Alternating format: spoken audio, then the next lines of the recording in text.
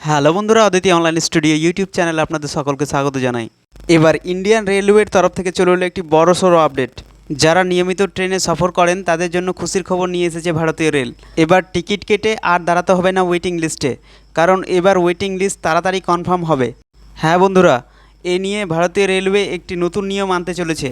তো কী এই নিয়ম, কবে থেকে এই নিয়ম কার্যকর হবে, সমস্ত কিছু জানতে পারবেন আজকের এই ভিডিওতে। তাই ভিডিওটি স্কিপ না করে শেষ পর্যন্ত দেখুন। আর ভিডিও ভালো লাগলে একটি লাইক করবেন, আর চ্যানেলে প্রথমবার এলে চ্যানেলটি অবশ্যই সাবস্ক্রাইব করে নেবেন এই ধরনের আরও ভিডিও সবার আগে দেখার জন্য। তো চলুন এ বিষয়ে বিস্তারিত জেনে নিই।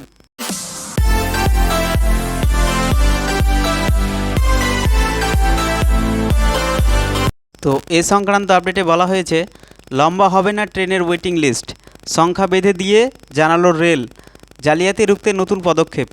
বর্তমানে অনেক ট্রেনের ক্ষেত্রে বুকিং শুরুর কয়েক ঘন্টা বা কয়েক দিনের মধ্যেই টিকিট ফুরিয়ে যায়, লম্বা হতে থাকে ওয়েটিং লিস্ট। কিন্তু এখন আর যত ইচ্ছা টিকিট কাটা যাবে না। ওয়েটিং লিস্ট বা অপেক্ষামান তালিকা আর লম্বা হবে না, বেঁধে দেওয়া হলো সংখ্যা।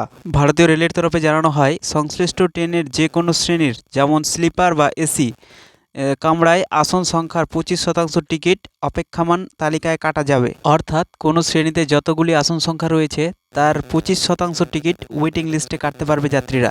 তৎকাল টিকিটের ক্ষেত্রেও এই একই নিয়ম চালু হচ্ছে। আগামী 1 জুলাই থেকেই নতুন নিয়ম কার্যকর করতে চলেছে রেল। তো কেন এই নিয়ম চালু হচ্ছে? রেলের বক্তব্য, ট্রেনের টিকিটের দালাল চক্র রুখতে তৎপর তারা। অনেক এজেন্ট যাত্রীদের থেকে মোটা টাকার বিনিময়ে ওয়েটিং লিস্টে টিকিট কেটে দেন। অনেক ক্ষেত্রে দেখা যায় টিকিট নিশ্চিত বা কনফার্ম হওয়ার সম্ভাবনা প্রায় থাকে না বললেই চলে। সেই চক্রের মোকাবিলা করতেই ওয়েটিং লিস্ট সীমিত করা হচ্ছে।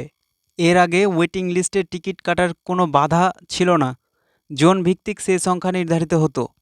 কোথাও 300 আবার কোথাও 400 পর্যন্ত ওয়েটিং লিস্ট টিকিট কাটা যেত। তবে এবার আর তা সম্ভব নয়।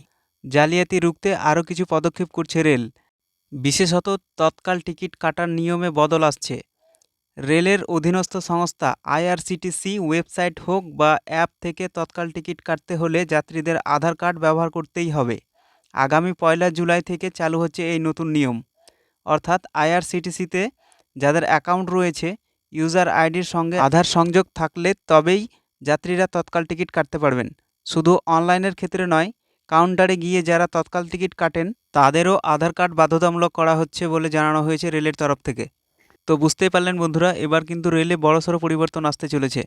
তো ভিডিওটি কেমন লাগলো অবশ্যই কমেন্ট করে জানাবেন, আর ভিডিও ভালো লাগলে একটি লাইক করবেন, আর বেশি বেশি করে বন্ধুদের সাথে শেয়ার করে দেবেন। চ্যানেলে প্রথমবার এলে চ্যানেলটি অবশ্যই সাবস্ক্রাইব করে পাশে থাকা বেল আইকন প্রেস করে নোটিফিকেশন অল করে রাখবেন, যাতে এই ধরনের আপডেট আমরা দিলে আপনি তা মিস না করেন। তো দেখা হচ্ছে নেক্সট ভিডিওতে। ধন্যবাদ।